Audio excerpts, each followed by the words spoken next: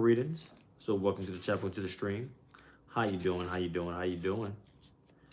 It's an evening read, our first ever evening read, but it's third Sunday, so I was like, evening read makes sense. You feel me? It's like an evening night slash night, but makes sense, right? But today we're gonna be reading out of Leviticus 6:1 through 7, ending on verse 27. Following up with Mark 3:7 and do verse 30. Going into Psalms 37, 1 through 11, and then finishing off with Proverbs 10, 3 through 4. Little nighttime reading the end your night off, end your day off with. So, without further ado, welcome to the stream. Happy Sunday, and let's get into our daily reading.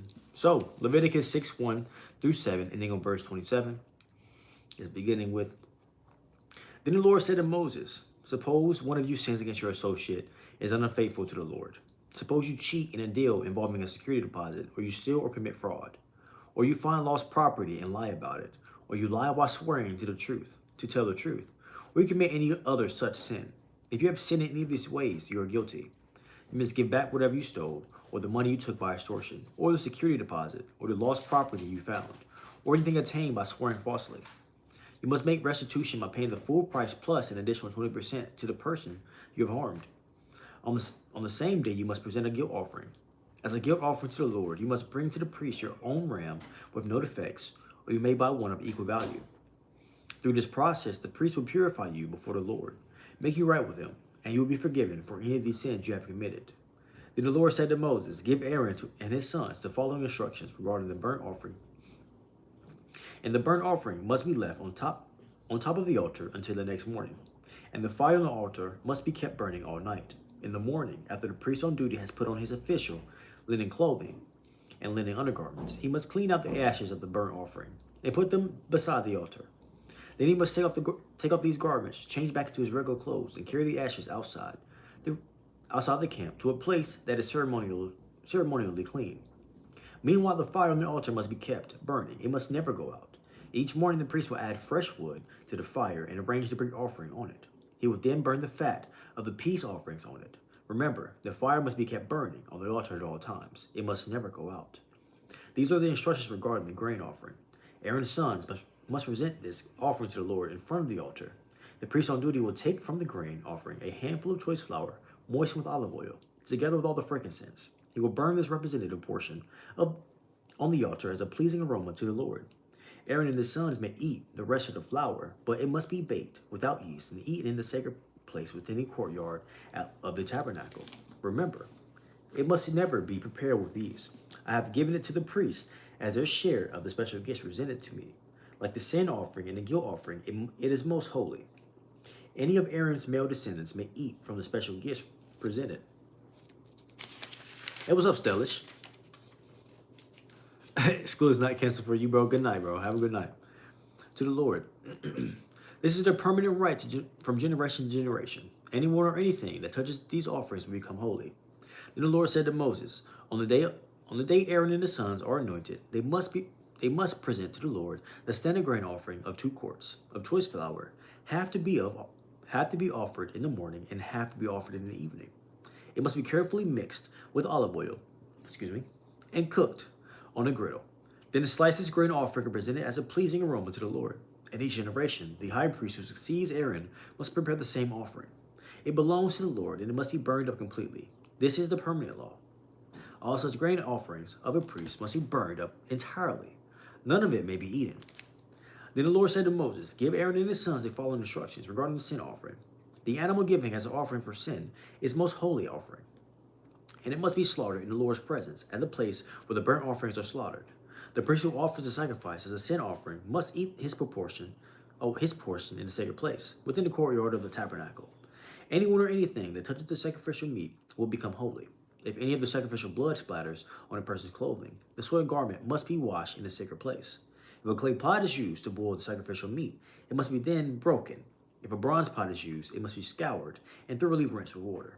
Any male from a priest's family may eat from this offering. It is most holy. But the offering for sin may not be eaten. If its blood was brought into the tabernacle as an offering for purification in the holy place, it must be completely burned with fire.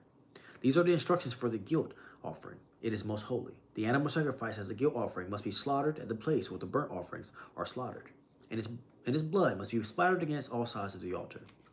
The priest will then offer all of his fat on the altar, including the fat of the broad tail, the fat and the fat around the internal organs, the two kidneys, and the fat around them near the loins. Excuse me, and a long lobe of the liver. These are to be removed with the kidneys, and the priest will burn them on the altar as a special gift presented to the Lord. This is the guilt offering.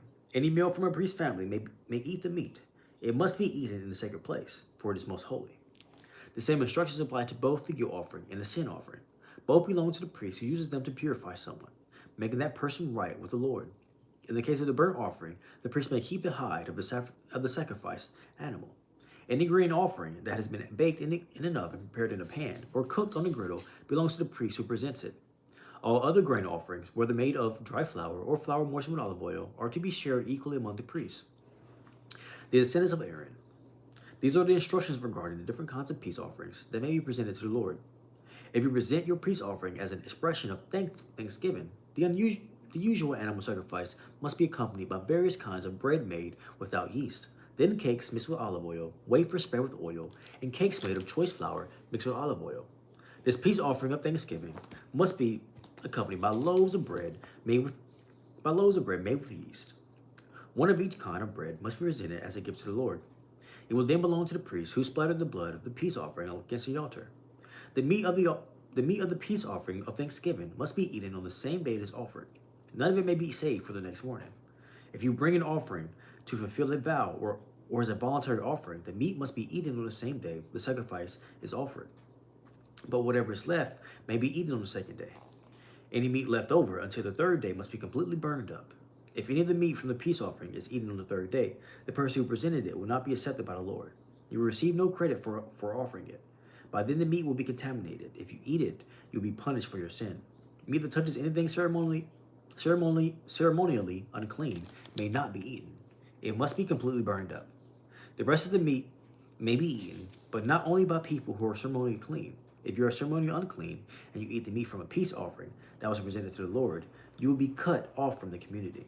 If you touch anything that is unclean, whether it is human defilement or an unclean animal or any other unclean detestable thing, and then eat meat from a peace offering presented to the Lord, you will be cut off from the community.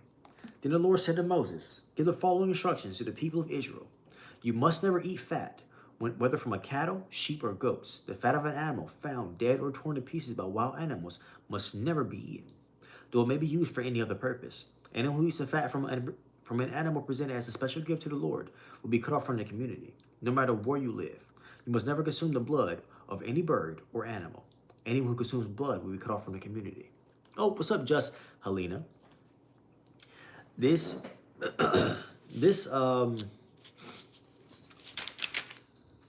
Leviticus follows with hold up.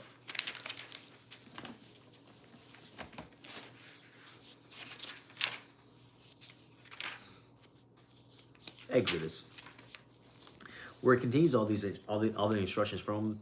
It like kind of picks off from where they stopped in Exodus with Moses' story, and then continues. Oh, I think my little boy has to go use the bathroom. Give me 1 second, dude. I'm almost done with the reading. Actually, give me 1 second, chat. I'll be right back. What's up, dude? You bathroom?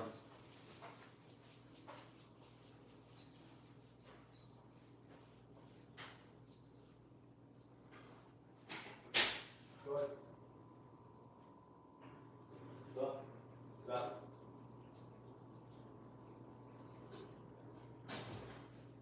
Oh. I'm coming back, chat. Give me 1 second. But hey, Just Helena, I'm sorry I didn't see your chat until just now. But it follows Exodus, where it keeps following along with Moses' story. Just like Mark is kind of still following along with Jesus' story, but kind of reiterating the same things from before a little bit.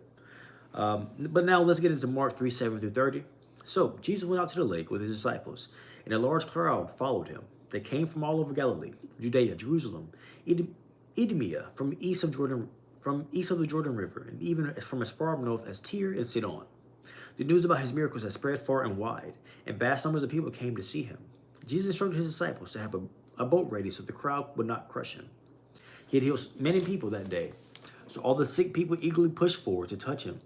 And whenever those possessed by evil spirits caught sight of him, the spirits would throw them to the ground in front of them, shrieking, "You are the Son of God." But Jesus sternly commanded the spirits not to reveal who he was. Afterward, Jesus went up on the mountain and called out the ones he wanted to go with him. And they came to him. Then he appointed 12 of them and called them his apostles. They were to accompany him, and he would send them out to preach, giving them authority to cast out demons. These were the 12 he chose: Simon, whom he named Peter; James and John, the sons of Zebedee, but Jesus nicknamed the sons of thunder; Andrew, Philip, Bartholomew, Matthew, Thomas, James, sons of Alphaeus, Thaddeus, Simon the Zealot, and Judas Iscariot, who later betrayed him. One time Jesus entered a house, and the crowds began to gather again. Soon he and his disciples couldn't even find time to eat. When his family heard what was happening, they tried to take him away. "He's out of his mind," they said. But the teachers of religious law who had arrived from Jerusalem said, He's possessed by Satan, the prince of demons. That's where he gets his power to cast out demons." Jesus called them over and responded with an illustration. "How can Satan cast out Satan?" he asked. "A kingdom divided by civil war will collapse. Similarly, a family splintered by feuding will fall apart. And if Satan is divided and fights against himself, how can he stand? He will never survive. Let me illustrate this further. Who is powerful enough to enter the house of a strong man like Satan and plunder his goods? Only someone even stronger. Someone who could tie him up and then plunder his house. I tell you the truth, all sin and blasphemy can be forgiven, but anyone who blasphemies the Holy Spirit will never be forgiven. This is a sin with eternal consequences. He told them this because they were saying he's possessed by an evil spirit. Oh, so respect the name. He said, hey, respect, hey. He pretty much told him, hey, you better respect this. Respect this. Without saying it at the same time. You feel me? But that's pretty funny. That's pretty funny, actually. Okay, so Psalms 37, 1 through 11. "So don't worry about the wicked or envy those who do wrong, for like grass, they soon fade away. Like spring flowers, they soon wither. Trust in the Lord and do good. Then you will live safely in the land and prosper. Take delight in the Lord, and He will give you your heart's desires. Commit everything you do to the Lord. Trust Him, and He will help you. He will make your innocence radiate like dawn, and the justice of your cause will shine like the noonday sun. Be in the presence of the Lord and wait patiently for Him to act. Don't worry about evil people who prosper, or fret about their wicked schemes. Stop being angry, turn from your rage, and do not lose your temper. It only leads to harm. For the wicked will be destroyed, but those who trust in the Lord will possess the land. Soon the wicked will disappear. Though you look for them, they will be gone. The lowly will possess the land, and will live in peace and prosperity." And now, Proverbs 10, 3 through 4. "The Lord will not let the godly go hungry, but He refuses to satisfy the craving of the wicked. Lazy people are soon poor. Hard workers get rich." And, hey, what's up, Jumi? "Be still. I can imagine a more common command from parents to children than to be still. It goes against our nature. It's one thing to be still as a child, but a totally different thing as adults, to be still in the presence of the Lord. Reading through Scripture can help us be still in His presence, His truth, and His direction. It can be the end of worry and the beginning of transformation. So quiet your racing thoughts, settle your fretful spirit, and let God show you what He wants to do what He wants to do in you this day." Oh, those were bars. Hey, what's up, bro? How's your Sunday been? So let's read this one more time. "Be still. I can't imagine a more common command from parents to children than to be still. It goes against our nature. It's one thing to be still as a child, but a totally different thing as adults, to be still in the presence of the Lord. Reading through Scripture can help us to be still in His presence, His truth, and His direction. It can be the end of worry and the beginning of transformation. So quiet your racing thoughts, settle your faithful spirit, and let God show you what He wants to do in you this day." And there we go. That's how I wanted to read that. That's how I wanted to read that. That's how I wanted to read that. Okay, there we go. Smooth. There we go. And give me 1 second, babe. Oh, I was about to cut you out. Give me 1 second, chat. I gotta let my babies in the house.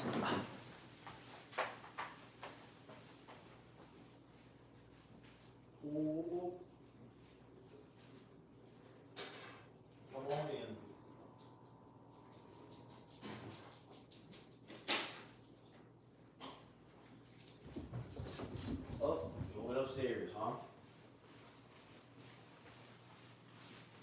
Oh, they going upstairs, trying to go upstairs and go lay down. Okay. All right. So our word from the day for today, right, is be still and don't envy those who are obviously doing wrong. Be still and don't envy those. Don't envy them. There's nothing to envy. There's nothing to envy. Yeah. Even if they're not doing wrong, don't envy anybody anyways. But don't envy those. Don't envy the wicked. It is what it is. Keep doing you and the good things will come. Cool. Keep doing you and good things will come. All right.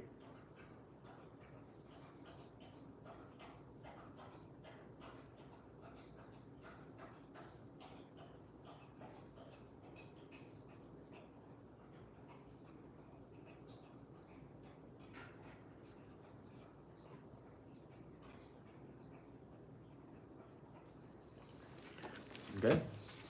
Hey, and that was day 49 of the 1 Year Bible. Where tomorrow is day 50. Hey, hope y'all join me tomorrow.